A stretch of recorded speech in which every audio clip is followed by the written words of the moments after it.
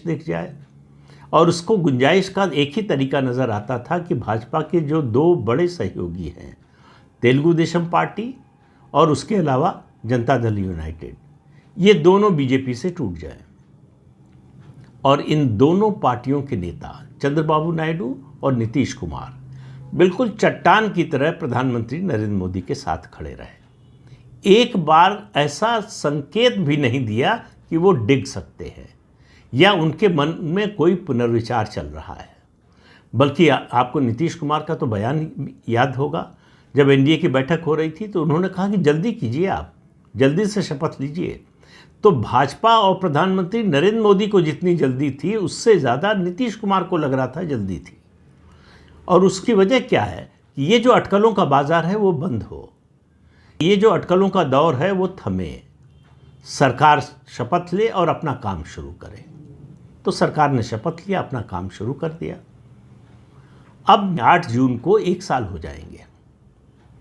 1 साल होने के बाद मेरा मानना है कि प्रधानमंत्री नरेंद्र मोदी का तीसरा कार्यकाल 9 जून 2025 से वास्तविक मायने में शुरू होगा।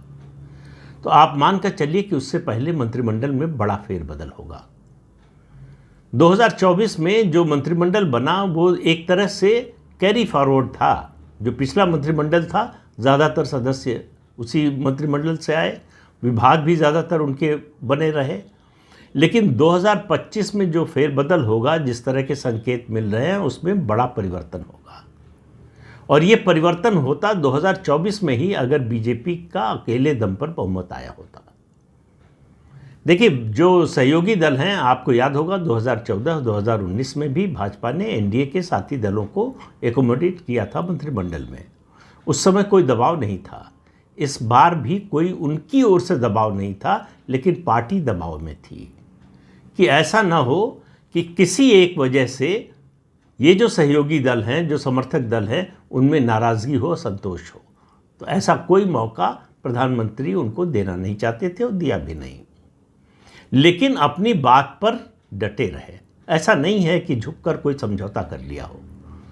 जो काम जो है अटल बिहारी वाजपेयी की सरकार के समय हुआ और जो काम मनमोहन सिंह के समय हुआ, गठबंधन की सरकार जिस तरह से उन दोनों ने चलाई, उसमें जिस तरह के समझौते किए, नरेंद्र मोदी ने उस तरह का समझौता नहीं किया।